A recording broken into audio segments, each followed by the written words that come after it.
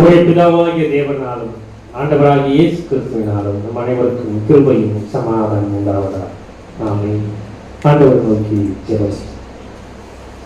எங்களை நேசித்து வழிநடத்துகின்ற நல்ல கர்த்தரே, ஒவ்வொரு நாளும் எங்களை பாதுகாத்து பலப்படுத்தி எங்களுக்கு சுகத்தையும் பலத்தையும் ஆரோக்கியத்தை கொடுத்து வருகிறீர்கள். எங்களுக்காக நன்றி செலுத்துகிறப்பா. ஆண்டவரே, எங்க வாழ்நாளில் எத்தனையோ ஆண்டவரே வார்த்தைகளை நாங்கள் கேட்கிறோம். அவைகள் எல்லாம் ஆண்டவரே உண்மையாக எங்களை கடந்து போகுது. ஆனால் உங்களுடைய வார்த்தைகள் மாத்திரம் ஆண்டவரே எங்கள் இருதயத்தில் இருந்து 1 60 100 பலன் கொடுக்கிறதுக்காக நன்றி செலுத்துகிறோம். உங்களுடைய வார்த்தையை நாங்கள் நம்பி வந்திருக்கிறோம்ப்பா. நீங்க பேசுங்க, நாங்கள் கேட்கிறோம். சரி, நாங்கள் இயேசுவின் வழியை வேண்டுகிறோம். நல்ல பிதாவே. கிறிஸ்துவுக்கு அன்பான திருச்சபை மக்களே, உங்கள் அனைவருக்கும் ஆண்டவராக இயேசு கிறிஸ்து நாமத்தினாலே அன்பின் தோத்திரங்களை வாழ்த்துக்கள் தெரிவித்துக் கொள்கிறோம். என்னை இங்கு திருப்பூர்ல அசிஸ்டண்டா, நாங்கள் முன்னாடி கேஜிஎஃப்ல 2 வருஷம் இருந்தேன் கேண்டிடேட்டா. இப்போ ரெவரண்ட் ஆகி கேஜிஎஃப்ல இருந்து திருப்பூருக்கு அசிஸ்டண்டா வந்திருக்கேன். ஆண்டோடைய மிகப்பெரிய கிருபையினால செய்தியை மத்தியில் கொடுத்தது வந்து எனக்கு வாய்ப்பு கொடுத்த கடவுளுக்கு நான் நன்றி செலுத்துகிறேன். என்னை அனுப்பிய சேர்மன் ஐயா அவர்களுக்காகவும் பேரார் ஐயா ஆலோசனை சங்கத்தை ஒவ்வொருத்தருக்கும் நன்றி செலுத்துகிறேன். குறிப்பாக இந்த சபையினுடைய உபதேச ஐயா அவர்களுக்கும், செயலர், பொருளர், அங்கத்தினர், பிசி மெம்பர், சபை மக்கள் ஆகிய அனைவருக்கும் என்னுடைய மனமார்ந்த நன்றிகளின் தோற்றங்களை சொல்ல போது நிறைய விஷயம் சொன்னாங்க. ரொம்ப சந்தோஷம். 180 வருடங்கள் இருக்கிற இந்த ஆலயத்துல நானும் வந்து நிற்கிறதுக்கு ஆண்டவர் கிருபை செஞ்சிருக்கிறாரு இல்லையா? பெரிய சந்தோஷம். ஆண்டவர்களை எல்லாம் பார்க்கறதுக்கு எல்லாம் எங்கெங்கயோ பிறந்திருந்தாலும் நம்ம எல்லாம் யாரு? ஆண்டவருடைய பிள்ளைங்க. நம்ம சந்திக்கிறதுக்கு ஒருத்தர் நம்ம நேசிக்கிறதுக்கு ஆண்டவர் கொடுத்த அந்த கிருபைக்காக நம்ம ஆண்டவர் சொல்றது. எத்தனை மணி வரைக்கும் போகணும்? நீங்க எத்தனை மணி வேணா போங்க, ஆனா நான் கொஞ்ச நேரம் கழிச்சு போயிடுறீங்களா? ஒரு 20 நிமிஷத்துல நான் என்ன பண்ணிடுறேன், முடிச்சேன்னா அதுக்கப்புறம் நம்ம என்ன பண்ணணும், திரும்பி. இன்னைக்கு நாம் வாழ்ந்து கொண்டிருக்கிற இந்த உலக வாழ்க்கையில எல்லாருக்கும் இப்போ எனக்கு என்ன கொடுத்தீங்க? பழம் தட்டு கொடுத்தீங்க. இந்த பழங்கள் அப்படின்னு சொன்னாவே நம்ம எல்லாருக்கும் பிடிக்கும் இல்லையா? பழம் இன்னைக்கு வந்து எனக்கு அதிக ரேட்டு. நீங்க பார்த்தீங்கன்னா இந்த இப்போலாம் மாம்பழ சீசன் இல்லையா? நிறைய மாம்பழம் 2 கிலோ 100, 3 கிலோ 100 போய் பார்த்தா ஒரு 2 பழம் கூட என்ன பண்ண மாட்டேது, 1 கிலோ கிடைக்க மாட்டேது. இப்போ இன்னைக்கு பழங்கள் வந்து அவ்வளவு சக்தி நிறைந்த ஒரு பொருளாக மாறிடுச்சு இல்லையா? இன்னைக்கு எங்கே பார்த்தாலும் ஃப்ரூட் ஜூஸ், அதுக்குன்னு என்ன பண்ணுறோம், ஒரு கப்பு இவ்வளோதான். அது எவ்வளோ? 60 ரூபாய் 70 ரூபாய் கொடுத்து என்ன பண்ணுறோம், குடிக்கிறோம்.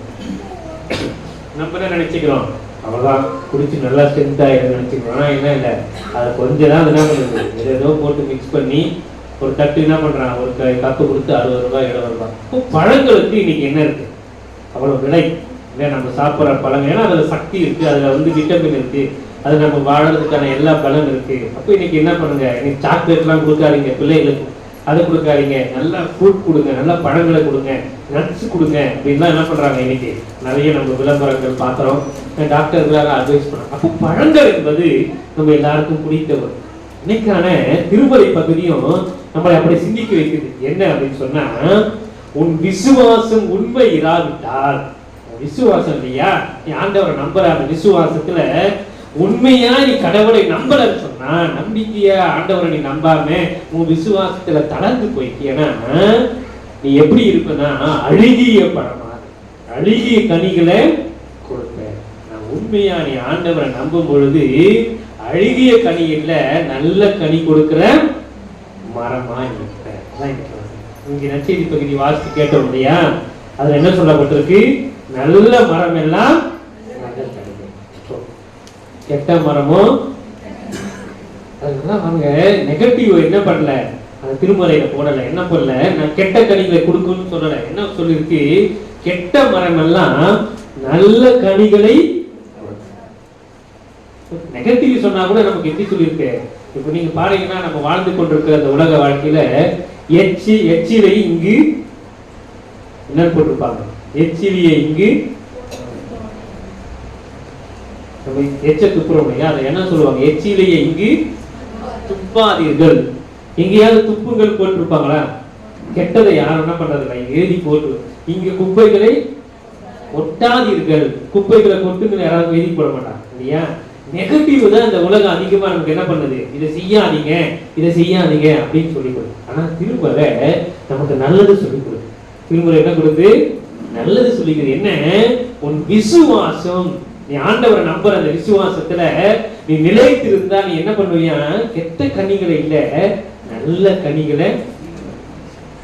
வீட்டுக்குள்ள இருக்கிறோம் நம்ம எல்லாம் போய் என்ன பண்றோம், வீட்டுக்குள்ள வாழ்க்காரங்க ஏதாவது உடம்பு முடியல, இந்த வீடு பார்க்க வராங்க, சும்மா போக கூடாது, ஏதாவது என்ன பண்ணுவோம், ஒரு ஃப்ரூட் வாங்கிடுவோம், இல்லை சாக்லேட் வாங்கிட்டு போவோம், ஏதோ ஒன்று என்ன பண்ணுவோம். பிள்ளைங்க இருக்காங்க வீட்டுல, பிள்ளைங்க இருந்தா ஏதாவது என்ன பண்ணுவோம், பிஸ்கெட் கேட்டு வாங்கிட்டு போறோம் இல்லையா.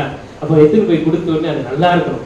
நம்ம போனதுக்கு அப்புறம் அது என்ன பண்ணுவாங்க, பிரிப்பாங்க. சில நேரங்கள்ல நம்ம இருக்கும் போதே என்ன பண்ணுவாங்க, உடனே எடுப்பாங்க. அவங்க என்ன இது சும்மா அந்த இதுல விற்கிறத போய் வாங்கிட்டு வந்துட்டா அப்படின்னா என்ன பண்ணுவாங்க, மனசுக்குள்ள ஓடும். ஆனா சொல்ல மாட்டாங்க, மனசுக்குள்ள ஓடு, எல்லாம் ஓடு. போனதுக்கு அப்புறம் என்ன பண்ணாங்க, இதை போய் வாங்கிட்டு வந்து கொடுத்துருப்பாரு அப்படின்னு என்ன பண்ணுவாங்க, நம்மள திட்டுவாங்க. அப்போ நல்லதை இந்த உலகம் விரும்புது. ஐயா இன்னைக்கு நிறைய ரேட்டா இருந்தாலும் 5000 ரூபாய் இருந்தாலும் பரவாயில்லைங்க, 10,000 ரூபாய் இருந்தாலும் நல்ல ட்ரெஸ்ஸா கொடுங்க, நல்லது என்ன பண்ணுங்க, நல்ல ஷூவா கொடுங்க, நல்ல பெல்ட்டா கொடுங்க, நல்ல என்ன பண்ணுங்க புடவையா கொடுங்க, நல்லது கொடுங்க அப்படி என்ன பண்றோம், வாங்குறோம் இல்லையா. இந்த உலகத்திலையும் அப்படிதான் ஆண்டவர் நம்ம நல்லவங்களா இருக்கணும்னு படைச்சிருக்காரு. அவ்வளவு ஈஸி இல்லை, ரொம்ப போராட்டம்.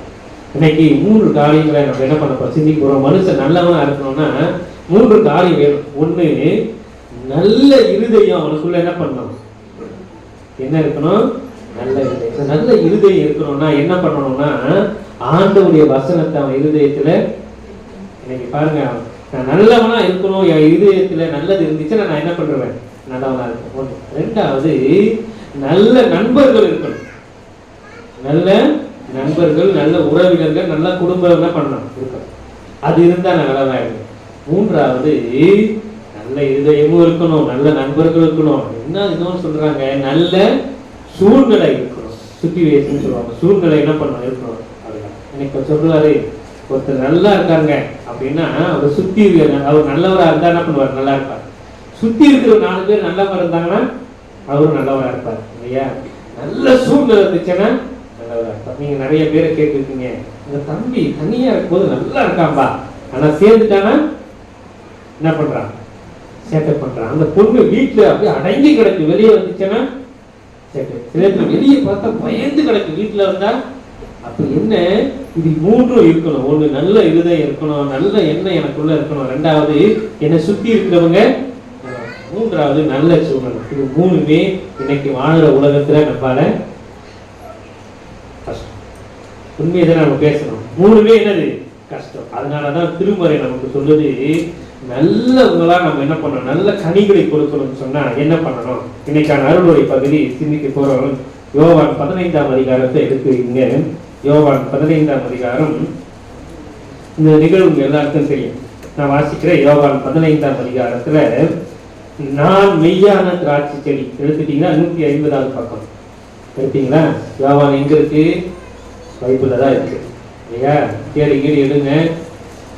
பழைய ஏற்பாடா புதிய ஏற்பாடா, எங்க இருக்கு, எதுக்கு அப்புறம் இருக்கு, லூக்கா. என்னோட நிறைய நீங்க பைபிள் படிக்கிறீங்க, சந்தோஷம் இல்லையா. அப்ப எதுக்கு அப்புறம் இருக்கு, லூக்கா. 15 எதுக்கு அப்புறம் வரும்,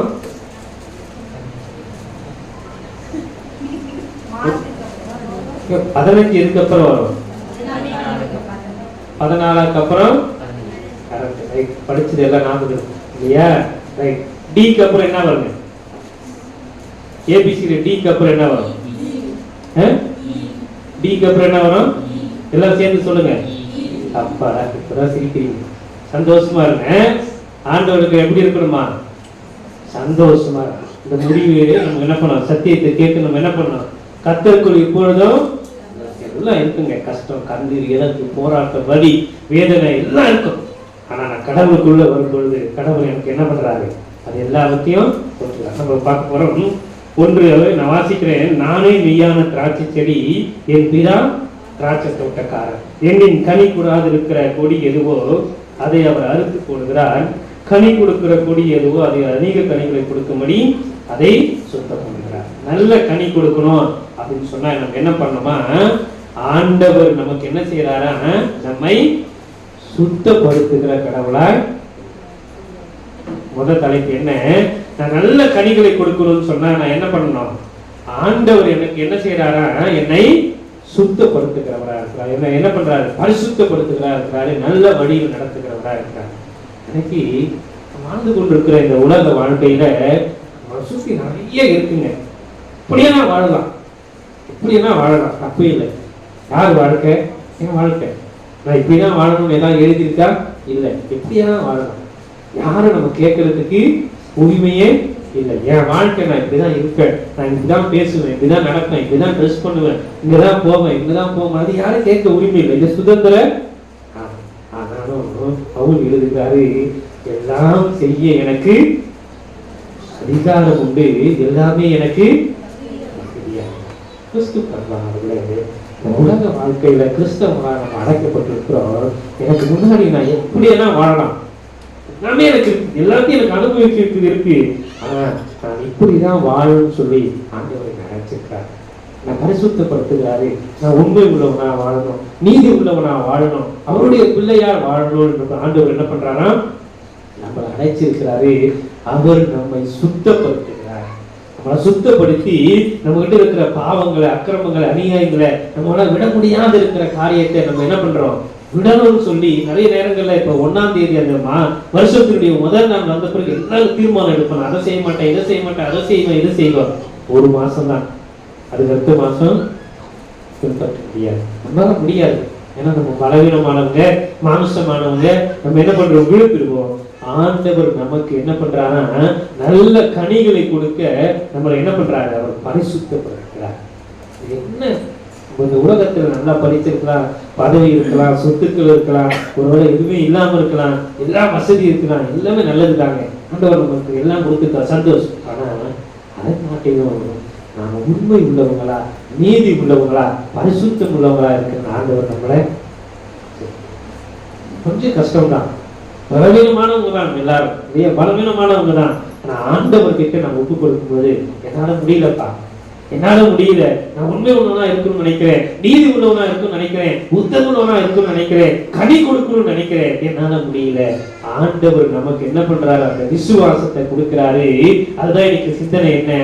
நம்முடைய விசுவாசம் உண்மையா இருக்குதா? நான் கடவுளை நம்ப பொழுது, ஆண்டவர் நேசிக்கும் பொழுது, அவர் எனக்காக ரத்தம் சிந்தினார், எனக்காக சரீரம் பிக்கப்பட்டது, அவர் எனக்காக கொடுக்கப்பட்டார், அவர் நீதி உள்ளவராக இருக்கிறார், உண்மை உள்ளவராக இருக்கிறார், அவருடைய பிள்ளையா நான் இருக்கிறேன் அப்படின்னு சொல்லும் பொழுது, ஆண்டவரை நான் நம்பி விசுவாசித்து அவரோடு நிலைத்திருக்கும் பொழுது கெட்ட பழங்கள் இல்லையா, கெட்ட வாழ்க்கை இல்ல, நல்ல கனிகளை கொடுக்கிறவனா ஆமா.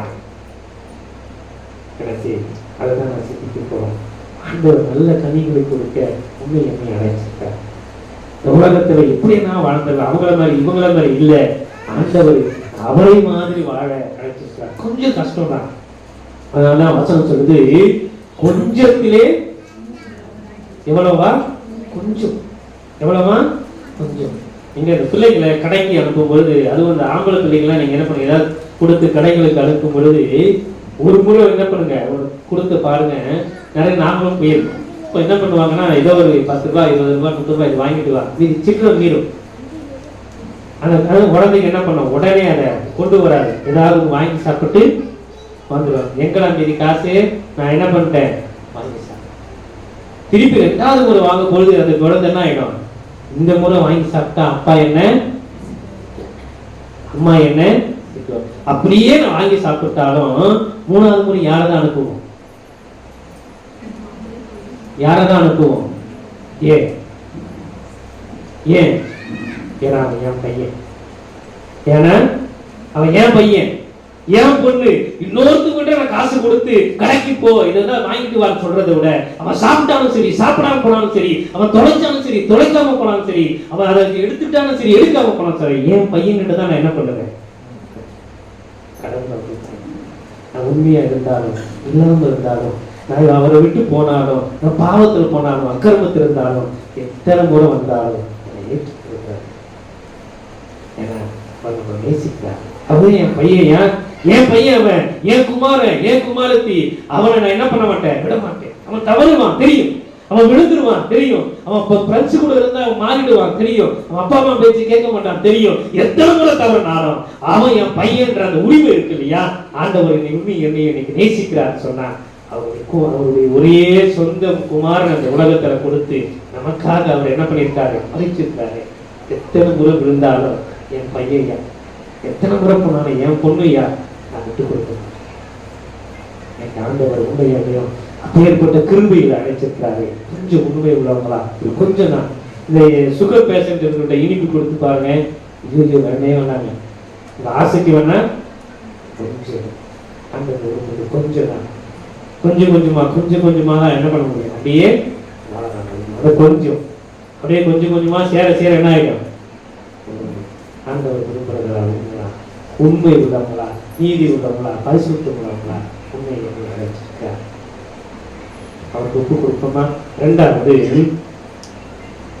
5ஆம் வசனம், நானே திராட்சை செடி, நீங்கள் கொடிகள், ஒருவன் என்னிலும் நான் அவனிலும் நிலைத்திருந்தால் அவன் மிகுந்த கனிகளை. ஒன்று, அவர் நம்ம என்ன பண்றாரு, பரிசுத்தப்படுத்துகிறார், நல்ல கனி கொடுக்கும். 2வது, அவருடைய வார்த்தையில நம்ம என்ன பண்ணிருக்கணும், ஒரு வார்த்தை என்பது என்ன, ஒரு வார்த்தை என்பது என்ன, வேத வசனம். நான் என்னைக்கும் அவரோடு நிலைத்திருக்கணும்னு சொன்னா நான் என்ன செய்யணும், ஆண்டவர் வசனத்தை வாசிக்கணும், ஜெபம் பண்ணணும், ஒரு வசனத்தை வாசிக்கணும், ஜெபிக்கணும் இல்லையா? அப்பதான் ஆண்டவரோடு நான் என்ன பண்ண முடியும், நிலைச்சிருக்கணும். அதோட இன்னொரு வசனம் என்ன, உன்னிடத்தில் அன்பு கூறுவது போல. இது என்னது, இந்த மைக் எடுத்து தலையில அடிச்சுக்கிட்டு என்ன சொல்றீங்க? நிறைய பேர் நினைச்சு பார்த்து சிரிக்கிறீங்க, நல்லது. மைக் அடிச்சு தலையில அடிச்சுட்டு என்ன சொல்றீங்க? தெரியாம பாஸ்டர் வந்துட்டு பைத்தியம் ஆயிட்டார் பொழுது, எனக்கு தெரியும், இதை எடுத்து தலையில அடிச்சுக்கிட்டா என்ன ஆகும், என் கையை நானே என்ன பண்ணிக்க மாட்டேன், திரிக்க மாட்டேன், எனக்கு நானே தீங்கு செஞ்சுக்க மாட்டேன். இப்போ வசனம் சொல்றது, உன்னிடத்தில் நீ அன்பு கூறுவது போல. எனக்கு தீங்கு செஞ்சுப்பனா, எனக்கு என்ன காயப்படுத்திப்பனா, காயப்படுத்த மாட்டேன், எனக்கு நல்லது நடக்கும் நினைப்பனா, நினைப்பேன். இப்போ வசனத்தை நிறைவேற்றணும் என்ன, உன்னிடத்தில் அன்பு கூறுவது போல. இப்ப அவங்களுக்கு நான் என்ன செய்யக்கூடாது, அவங்களுக்கு நான் என்ன பண்ணக்கூடாது, காயப்படும். அவங்களை நான் என்ன பண்ணணும், ஜெபம் பண்ணும்போது ஆண்டவரே எனக்கு பைக் கொடுங்க, கார் கொடுங்க, அது கொடுங்க, இது கொடுங்க, பக்கத்து வீட்டுக்கு இருக்கிறதெல்லாம் எடுத்துருங்க. இந்த ஜெபம் பண்றோமா? ஒரு சின்ன கதை கேள்விப்பட்டிருக்கேன். ஒரு அம்மா என்ன பண்ணாங்க, செபிப்பாங்க எப்பவுமே. ஜெபம் ஒன்று பண்ண உடனே அவங்களுக்கு கிடைச்சிடும். அவங்க என்ன பண்ணாங்க, வந்து ஆண்டவரே எங்களுக்கு என்ன பண்ணுங்க, எங்க வீட்டுல பைக் கொடுங்க. விடிஞ்சு பார்க்குறாங்க, வீட்டுல என்ன நிற்குது, பைக். பக்கத்து வீட்டுல பார்த்தா 2 பைக்கு. இவ்வளவு கோபம் வரும். அந்த அம்மாவுக்கு ஒரு பைக் கொடுத்துட்டு இருந்தா கூட பரவாயில்ல, எத்தனை பைக், 2 பைக். உடனே போயிட்டு ஆண்டவரே நான் 1 கேட்டா அவங்க என்ன பண்ணிட்டீங்க, 2 கொடுத்துட்டீங்க, எங்க வீட்டுல ஒரு கார் வேணும். அப்ப என்ன ஆச்சு, பக்கத்து வீட்டுல அம்மா யோசிச்சு, நம்மள விட ஆண்டவர் அட்வான்ஸா போயிட்டாரே, ஆண்டவரே எனக்கு ஒரு கண்ணு சொல்லுங்க, எனக்கு ஒரு கண்ணு.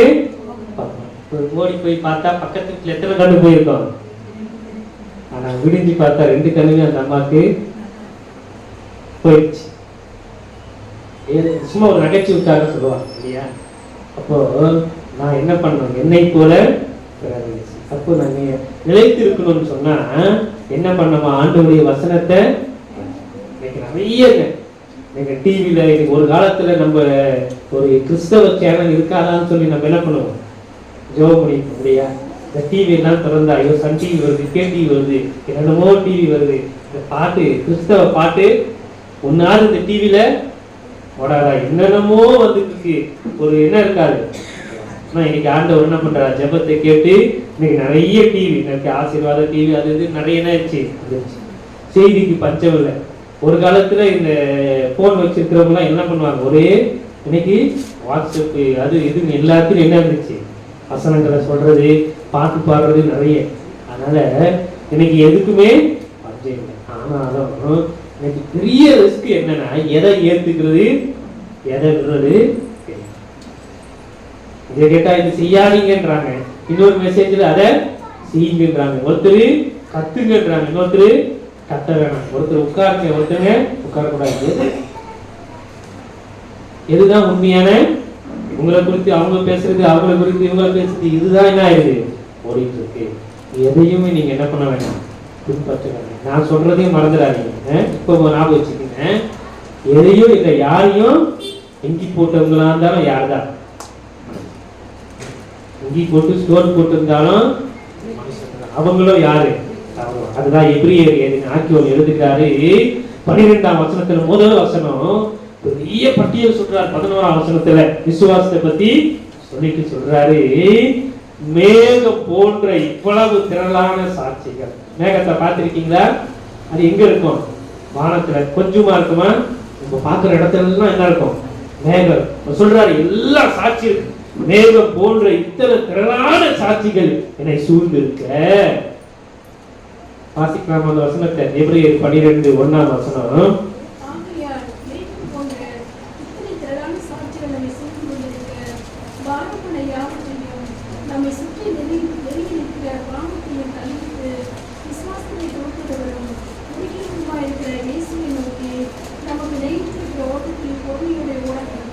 அழகா எழுதி இருக்காரு ஐயா. அவர் என்ன சொல்றாரு? எப்ப மேகம் போன்ற இத்தனை திரளான சாட்சி இருக்கு. அவர் எப்படி 11ஆம் அதிகாரத்தை வீடுகளை படிங்க. விசுவாசம் என்பது நம்பப்படுகிற உறுதியும் காணப்படாத நிச்சயமா இருக்கிறது சொல்லிட்டு ஆபிரகாமிலிருந்து இருந்து அப்படியே சொல்லிட்டு வந்தார். இப்ப இயேசு கிட்ட வந்து முடிக்கிறாரு. என்ன சொல்றாரு? மேகம் போன்ற இத்தனை திரளான சாட்சிகள் நம்ம சூழ்ந்து, இவ்வளவு பேர் சாட்சிங்க ஐயா. ஆனா யாரையும் நீ என்ன பண்ணாத, பின்பற்றாத. உனக்கு பாரமா இருக்கிற எல்லா பாவத்தையும் உதறி தள்ளிட்டு இந்த விசுவாசத்தை துவக்குகிறவரும் முடிக்கிறவரும் ஆகிய இயேசுவை நோக்கி என்ன பண்ணு. எப்படி ஓடணுமா? எல்லாருக்கும் அந்த ஆம முயல் கதை தெரியுமா? தெரியும். ஆம முயல் கதை இப்ப முடிஞ்சிச்சு அந்த கதை, அவ்வளவுதான். இப்ப என்ன, யாரு ஜெயிச்சது? ஆம ஜெயிச்சிச்சு. முயல் என்ன பண்ணிடுச்சு? தூங்கிடுச்சு. முயல் என்ன பண்ணுச்சு? இப்ப நான் எக்ஸ்ட்ரா கதையை உருவாக்குறேன் இல்லையா? இந்த ஐயர் வந்து என்ன கதையா என்ன பண்றாரு, உருவாக்குறாருன்னு என்ன பண்ணக்கூடாது சொல்லி எக்ஸ்ட்ரா கதை என்ன. இப்ப இந்த ஆமையை பேட்டி எடுக்கிறாங்க. இந்த காலத்துக்கு வருவோம். ஆமையை என்ன பண்றாங்க? பேட்டி எடுக்கிறாங்க இல்லையா? ஜெயிச்சிட்டோன்னு என்ன பண்ணுவாங்க? பேட்டி மாலை மரியாதை எல்லாம் ரொம்ப பேட்டி எடுக்கிறாங்க. இப்ப இந்த ஆமையை பார்த்து கேட்கிறாங்க, உங்களுக்கு ஏன் இவ்வளவு நம்பிக்கை? முயல் எவ்வளவு வேகமா ஓடும், முயல் எவ்வளவு வேகமா ஓடும், ஆனாலும் இந்த போட்டியில நீங்க என்ன பண்ணிட்டீங்க? கலந்துட்டீங்க. இப்ப ஜெயிச்சிட்டீங்க. எங்களுக்கு என்ன சொல்றதுங்க? எங்களுக்கு வெற்றியை நீங்க எப்படி பகிர்ந்துக்கிறீங்க? ஆமா சொல்லிச்சாங்க, என்ன படைச்ச கடவுளுக்கு தான் நான் என்ன பண்றேன் அப்படி சொல்றேன். எனக்கு இவ்வளவுதான் கால், என் உடம்பு மேல ஒரு பெரிய என்ன இருக்கு, ஓடு இருக்கு. என்னால வேகமா ஓட முடியாது, என்னால வேகமா ஓட முடியாது. அந்த வெயில் எல்லாம் என் மேல படும். முயல் மாதிரி என்னால என்ன பண்ண முடியாது, தூங்க முடியாது. ஏன் தூங்கணும்னா நான் ஏற்கனவே ஓடனாலுமே முயலை ஜெயிக்க முடியாது. முயல் மாதிரி என்னால என்ன பண்ண முடியாது, தூங்க முடியாது. அதனால நான் ஒன்னே ஒன்று நினைச்சேன், இந்த முயல் தூங்கினாலும் தூங்கினாலும் பரவாயில்ல, நான் முன்னாடி இருக்கிற இந்த பந்தய பொருளை மாத்திரம், அந்த பரிசை மாத்திரம் பார்த்துக்கிட்டு ஓடிக்கிட்டே இருந்தேன், நடந்துட்டே இருந்தேன், போயிட்டே இருந்தேன். நிறைய மேடு வந்துச்சு, நிறைய பள்ளம் வந்துச்சு, நிறைய முள்ளு வந்துச்சு, நிறைய கரடு முரடு எல்லாம் வந்துச்சு. எல்லாத்தையும் தாண்டி தாண்டி போனேன். ஒருவேளை தண்ணியில வச்சிருந்தாங்கன்னா நான் ஈஸியா என்ன பண்ணியிருப்பேன், நடந்து போயிருப்பேன். ஆனா எதுல வச்சுட்டாங்க, தரையில வச்சுட்டாங்க. அந்த தரையில எல்லாவற்றையும் நான் என்ன பண்ணேன், கடந்து போயிட்டே இருந்தேன்.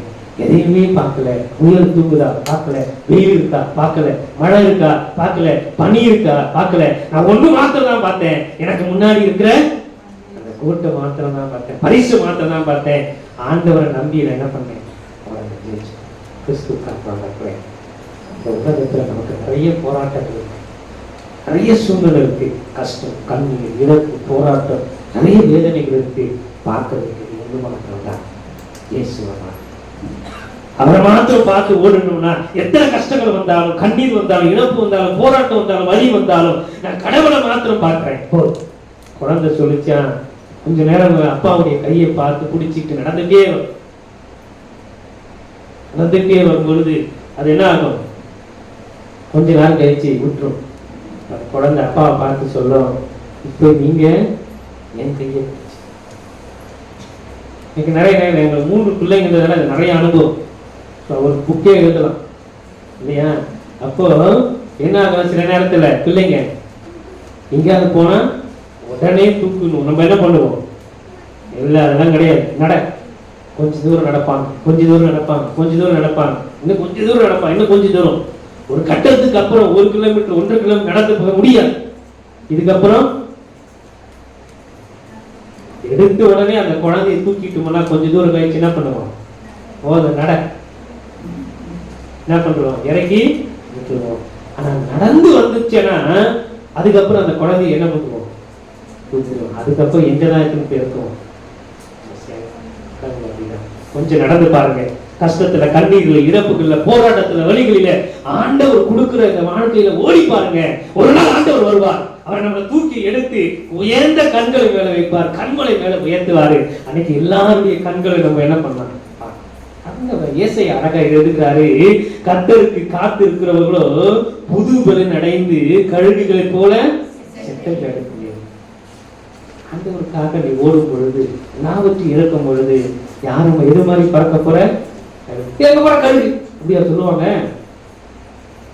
கழுகு எங்க பறக்கும், ஏறத்துல. எல்லாருடைய தலையால் கழுக பார்க்கணும், என்ன பண்ணும், நிமிரும். இந்த மாதிரி கழுகு பறக்குது, எவ்வளவு உயரமா பறக்குது, மலை உச்சியில பறக்குது, எவ்வளவு அழகா இருக்கு, எவ்வளவு உயரமா பறக்குது. ஆண்டவர் உங்க உயர்த்துற காலம் வரும். அந்த பலத்த கைகளுக்குள்ள கொஞ்சம் இருட்டா இருக்கா, கொஞ்சம் கஷ்டமா இருக்கா, கொஞ்சம் கண்ணீரா இருக்கா, கொஞ்சம் இழப்பா இருக்கா, போராட்டமா இருக்கா, எல்லாரும் என்ன இழக்க, எல்லாரும் என்ன மதிக்கலைங்க, என் பணத்தை பாக்குறாங்க, நகையை பாக்குறாங்க, என் அந்தஸ்தை பாக்குறாங்க, பேக்ரவுண்ட பாக்குறாங்க, என் கலரை பாக்குறாங்க, என்ன மதிக்கல. அந்த ஒரு கைக்குள்ள அடைந்துடுங்க. நாள் வரும், அவன் கையை விரிச்சு உன்னை எடுத்து வைக்கும் பொழுது எல்லாருடைய கண்களும் உன்னை அவருக்குள்ள நிலைத்து இருக்கும் பொழுது ஆண்டவர் நம்மை உயர்த்துகின்றவர். 2 காரியம். ஒன்று, நாம பரிசுத்தமா வாழ அழைக்கப்பட்டிருக்கோம். 2வது, அவரோடு நிலைத்து இருக்க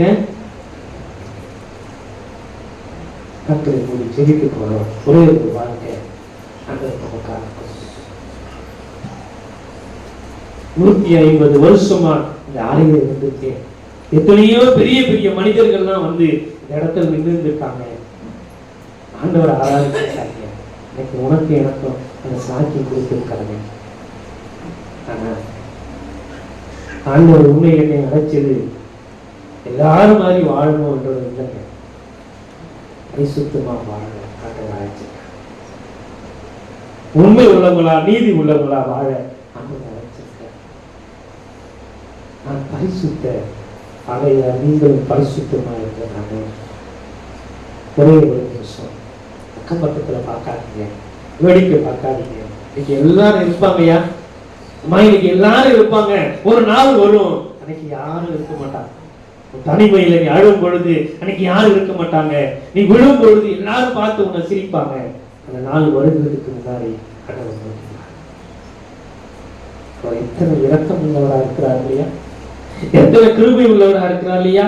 நீ அவன் பன்றி இடத்துல இருந்தானே, அவன் சேற்று இருந்தானே, அவன் தவிட்டு கூட சாப்பிடறதுக்கு ஆசைப்பட்டானே, அவன் கிழிஞ்சு போன ட்ரெஸ், அவன் குளிச்சானா குளிக்கலையா எதுவுமே பார்க்கல. அந்த தகப்பன் ஓடி வந்து, வசனம் சொல்லுது, அவர் தூரத்துல கண்டு தன் மகனையும் மகளையும் ஓடி வந்து பார்த்து அவரை கட்டி பிடிச்சு அணைத்து அவர் முத்தம் கொடுத்து சொல்லுகிறார், என் மகன் வந்துட்டாயா, என் மகன் வந்துட்டான், காணாம போனான், மீண்டும் காணப்பட்டான், உயிரோடு வந்துட்டான், என் மையன் வந்துட்டான். அவன் தன் பாவத்தை, அக்கிரமத்தை, அநியாயத்தை எல்லாவற்றையும் விட்டு வந்து ஓடி வரான்னு சொல்லி அவனை கட்டி பிடிச்சி முத்தம் கொடுத்து அந்த மகனுக்காக ஒரு பெரிய விருந்தை ஆயத்தப்படுத்தி ஒரு புதிய ஆடையை கொடுத்து பாதரட்சியை கொடுத்து மோதிரத்தை அணிவித்து ஆண்டவர் பிள்ளையா ஏற்றுக்கிட்டாரு. எனக்கு ஆண்டவருக்கு நீ வரையா, எனக்கு அவங்களுக்கு தெரியும், இவங்களுக்கு தெரியும். இல்ல நான் அங்க இருந்த சர்ச்சைக்கு போவேன், இந்த சர்ச்சைக்கு போவேன், இல்ல ஆண்டவரை நம்பி ஜீவித்து உண்மை உள்ளவங்களா, நீதி உள்ளவங்களா நாம எங்க இருந்தாலும் சரி ஆண்டவர் உன்னை தேடி வருகிறார். என்கிட்ட பாவமே இல்லையா, வசனம் சொல்லுது, நம்மை நாமே வஞ்சிக்கிறவங்களா இருக்கிறோம். என்று தெரியாம நான் பாவம் செஞ்சுட்டேயா, என்னால விட முடியலன்னு சொன்னாலும் அன்றைய அதையே நான் செஞ்சுட்டு இருக்கேன். இன்னைக்கு என்னையே நான் ஒப்பு கொடுக்கிற ஒரு நல்ல தருணை நாளைக்கு இல்லைங்க, அது நம்ம கரத்திலேயே இல்லை. இன்னைக்கு இரவு கூட நம்ம கரத்துல இல்லை. இந்த தருணம் மாத்திரம் ஆண்டவர் உனக்கு எனக்கு கொடுத்திருக்கிறார். அவர் நோக்கி பாரு, நோக்கி பாருங்க. ஆண்டவர் கையில கரத்தை எடுத்துக்கிறேங்க, என்னை மன்னிச்சிருங்கப்பா, நான் உனக்கு விரோதமா பாவம் செஞ்சிட்டேன், பரத்துக்கு விரோதமாய் உமக்கு விரோதமாய் பாவம் செஞ்சிட்டேன்னு சொல்லி அந்த மனம் திருந்திய மைந்தன் கதறின மாதிரி இன்னைக்கு ஆண்டவர்கிட்ட கதற. ஆண்டவரை ஏற்றுக்கொள்க, ஒரு திருக்குறிச்சில பங்கு கொள்ள போறோம்பா. இது எங்களுக்காக சிந்தின உடைய ரத்தத்தையும் எங்களுக்காக பிக்கப்பட்டு உடைய சரீரத்தையும் நான் உட்கொள்ள போறேன். ஏதோ சடங்கு இல்ல, ஏதோ சாம்பிரதாயம் இல்ல, ஏதோ ஆலயத்துல மாதம் கொடுக்கிற ஏதோ காரியம் இல்ல, பாரம்பரியம் இல்ல. எனக்காக நீர் மறித்தீங்க, கடைசி சொட்டு ரத்தவரையும் எனக்காக நீ மறித்து சிந்தி ஆண்டவரே உடைய ரத்தத்தையும் உடைய சரீரத்தையும் பிக்கப்பட்டதே.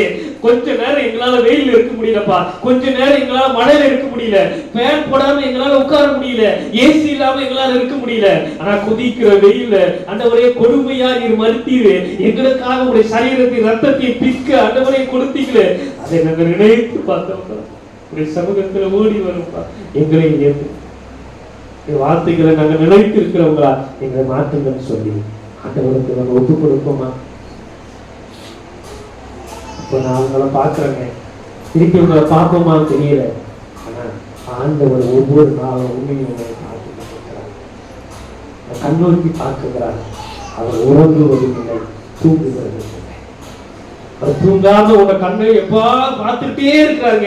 என் பையன் கிட்ட வந்துட மாட்டானா, என் பொண்ணு என்கிட்ட வந்துடாதா, இந்த அம்மா வந்துடாதா, இந்த ஐயா வந்துடாதா, என்னைக்காவது என்கிட்ட ஓடி வந்து ஆண்டவரே சொல்லி என்னுடைய சித்தத்தை என்னுடைய காரியத்தை செஞ்சிடாதான்னு சொல்லி ஆண்டவர் உன்னை என்னையும் கண்ணோக்கி பார்த்து கொண்டிருக்கிறாரே. அந்த கடவுளிடத்துல நம்ம ஓடி வருது, ஒரு வார்த்தையில நிலைத்து இருக்கும் போது மிகுந்த கடைகளுக்கு நன்றி செலுத்தணும். நன்றி செலுத்தணும். எங்களுக்காக நீர் இந்த உலகத்துல வந்தீங்கப்பா, எங்களுக்காக மறித்தீங்க. ஆண்டவரே நல்ல கனிகளை கொடுக்கணும்னு நீங்க விரும்புறீங்கப்பா. எங்களுக்கு நல்ல கனி கொடுக்க முடியல. நாங்க எப்படியாவது ஏதாவது செஞ்சு ஆண்டவரே நல்ல கனி கொடுக்கணும்னு நினைச்சிடறோம், முடியல. அழகிய கனி தான் கொடுக்கிறோம்.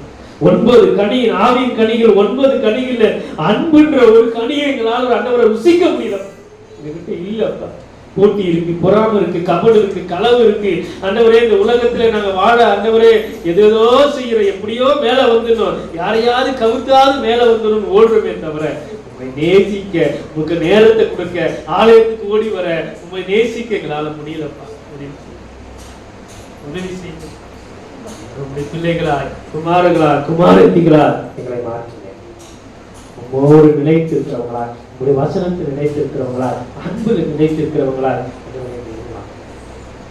அப்படி செய்ய போற கிருமிகளுக்காக நன்றி செய்கிறோம். நாங்கள் இயேசுப்படி நல்ல பிதாவே, நம்முடைய பிதாவாகிய தேவனாலும் ஆண்டவராகிய இயேசு கிறிஸ்துவினாலும் ஒரு அருளும் சந்தோஷம் சமாதானம் ஒரு அனைவரோடு இருப்பதாக.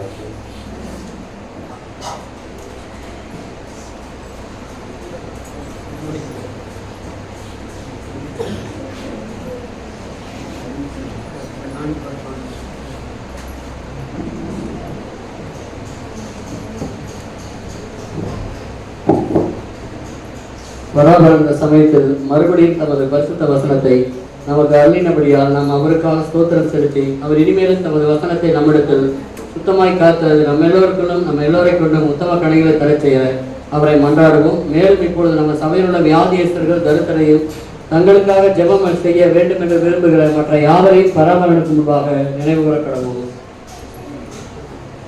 அறிவிப்பு: வருகிற வாரம் ஞாயிற்றுக்கிழமை நமது ஆலயத்தில் வழக்கம் போல 8 மணிக்கு ஆராதனை நடைபெறும். சபை மக்கள் அனைவரும் கலந்து கொள்ளுமாறு கர்த்தருக்குள் அன்பாய் கேட்டுக்கொள்ளப்படுகிறது.